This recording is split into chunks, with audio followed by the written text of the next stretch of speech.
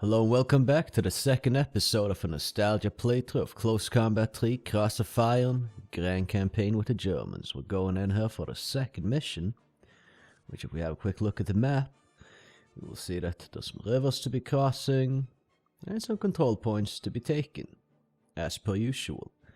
Now we're going to get a little bit more into details here as soon as we have made our troop selection. We have 89 requisition points available, and I just want to see if we can get Panzer 3 for our command team, but apparently not. We can get a Panzer 1 or a Panzer 2. Panzer 1s, I guess, eventually turned out to primarily be used for training tank crews, so it's not exactly the best tank in the whole wide world. It's got a MG34, and yeah, that's it. The Panzer 2 has a 20mm gun, which is kind of nice, but it's not going to be too effective against other armor. Neither is the Panzer 3's gun, the 5cm L42. I would preferably have a Panzer 4 if possible. We do not have access to that, however. We can get another medium assault gun. Let me just see if there's any elite tanks. No. What do we have in support? No 88s. Okay, it seems we're gonna go for the another Stug 3. Now these can take a bit more beating than the Panzer 3s, which they're using the Panzer 3 chassis. But yeah, without the turret, they're a bit lower profile, harder to hit, and a bit more survivable. Less weak points to worry about. However, the one issue with them is that they do not have a machine gun. So it's only the cannon. So it could be wise to keep some infantry units around. Now, our reserve infantry has gone up one bar here in experience. So that's pretty nice. That being said, however, we should get some more infantry units in here. Let's see what we can refit our units to. We could upgrade the reserve infantry, but it wouldn't really make sense if you consider our how many points we have here. So we're actually going to go for a rifle squad on this one, and we'll just go with the Molotov ones, as they have 6 Mausers instead of 5 Mausers and an anti-tank rifle. We should not be needing anti-tank rifles, and the infantry should primarily focus on taking out other infantry at this stage of the game. At least that's what I choose to use my infantry for. So, we're taking this rifle squad, and we're going to upgrade our machine gun team from the MG34 to the MG34 Heavy, which also gives them one more crew member or team member and another Mauser for close range defense. The smoke grenades. So yeah, let's do that. We have 2 requisition points left over here, but that's fine. They will follow with us to the next mission, so this is not the best setup necessarily, but it will probably do the trick. If I'm being honest, I would have preferred to have some tanks that actually has machine guns, but we'll do some stuff with our Stugs. We'll put them on defender for now. Gonna put the heavy machine gun team up here on this hill. That way they should have good range of fire on quite a few things. Yeah, as you can see, they can cover quite a bit. So we can move our Stugs in and have them support them from the rear. Now, what else do we do here? We put the group leader down here and just send them in here together with the reserve infantry. And then could be a lot of units in this forest as we move along, so that's something we might want to deal with. The enemy usually places a few units in these trenches here, or in these little streams, to use the defilade positions. And tend to have a few things here. Tend to have a lot in this forest for some reason. Maybe a little bit around here. I mean, it's enemies could be anywhere, basically. And now that we don't have a tank with machine guns, which I would usually have on this map, it's going to be a bit trickier to kind of just clear out this forest. I don't want to send the Stugs in there, as the infantry could immobilize them. So we'll try to just bypass this area here. Maybe if we just kind of swing a Stug over here, cut off the retreat of these guys, and if there are anyone here, we just kind of do the blitzkrieg thing and push past them, and force the rest of the enemy to retreat and surrender, and then these people will be left behind enemy lines, and we can hopefully capture them.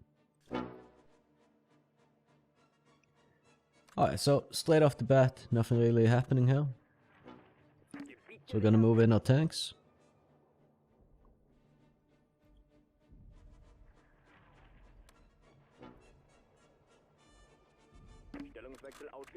We put this tank on defend. Actually, we're gonna drive him down here and put him on defend.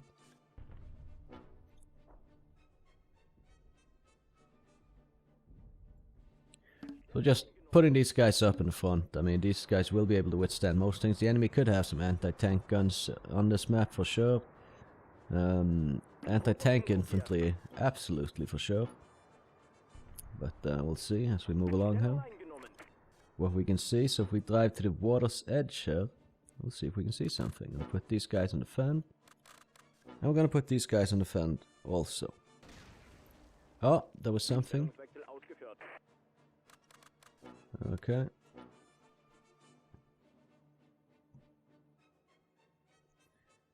Right, so if we had a tank with a machine gun, that would be pretty good. Okay, we got an enemy infantry platoon moving in here. So we will just bombard them. These guys have decent experience, but not really hitting that well.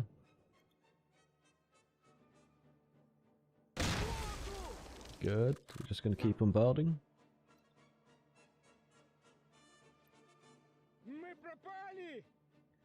And there we go, we have some infantry over here. Let's say recon infantry. Gonna have a heavy machine gun team engage them. Actually, we're gonna put them on ambush so they're not spotted. And wait for these guys to be a little bit closer and easier to hit. So we're just taking our sweet time here. Gonna try to minimize casualties. And if the enemy is moving in here, then we can maybe go and wreck them. In fact, we can probably drive up on the hill here and take it with the Stug. And it shouldn't be too much of a problem for us. I feel like we should have seen it if anyone was in this ditch here. So I think that's fairly clear. Right, okay, so waypointing could be good here so that it doesn't take like a weird path. So we're gonna waypoint it like this. And I'm a bit reluctant to move these guys in yet because, well, they're probably going to get spotted and then it's going to start raining mortar. So if I have like a large group of units pushing together, they will be more likely to be hit. Alright, can we maybe get some shots in here? This would be so much easier if we had a machine gun. But it should be fine.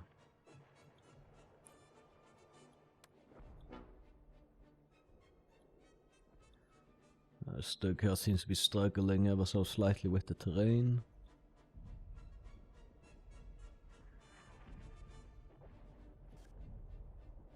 But these guys are pretty fucked, and then maybe the infantry here tries to push out, and maybe we can support from here. It's kind of like not that effective range. Oh, there we go.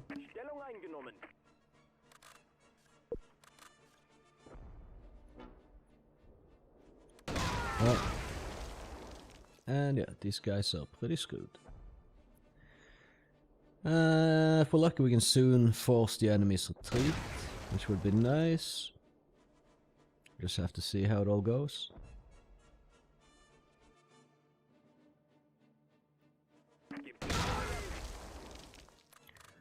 Now we're taking the hill, and from the hill we can rain death down on these guys.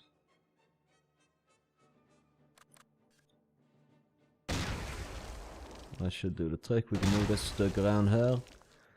secure the fort, and maybe push fast a little bit, turn around and engage these guys on the side.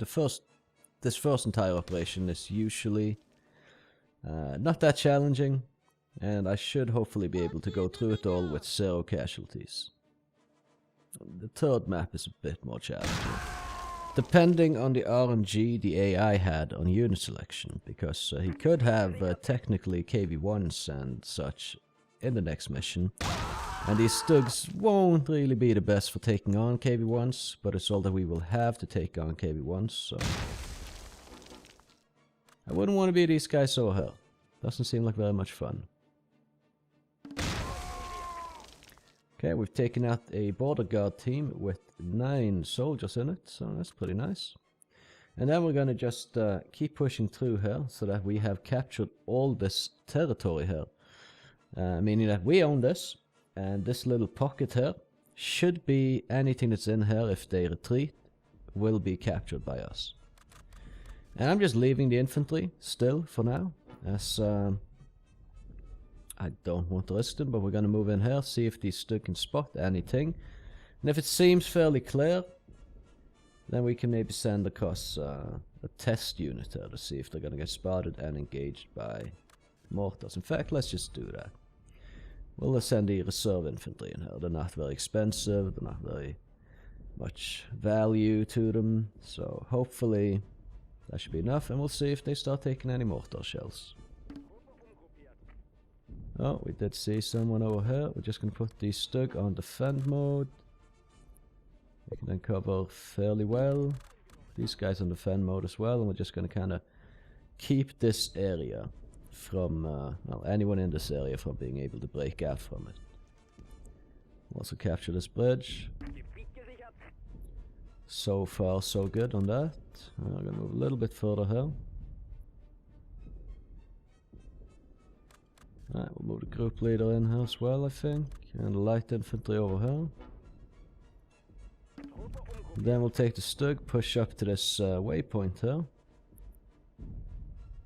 Try to take that, and maybe, hopefully, be able to take out any mortar teams that are here. Now, we're not really seeing a lot of enemies yet. I don't know what we saw here the second time around, so that could have been... well, it could have been something else than the recon team. And there we go, that should be the enemy mortar team.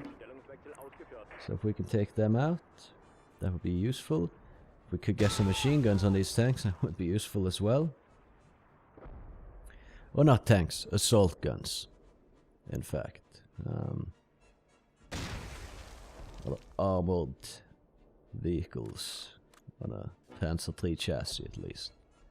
So in that sense, tanks, I suppose. We got 2 down. Actually hitting pretty well. Yeah, good. That's 3 down. Yeah, that was the enemy mortar team. Fantastic. We're just going to go and drive this tank over and take the to Lvov. Checkpoint here. And we'll take it from there.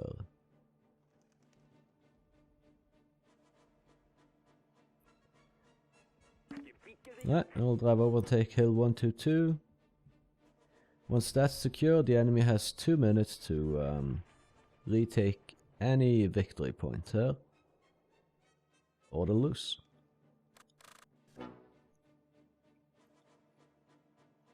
So let's see if they do something about it.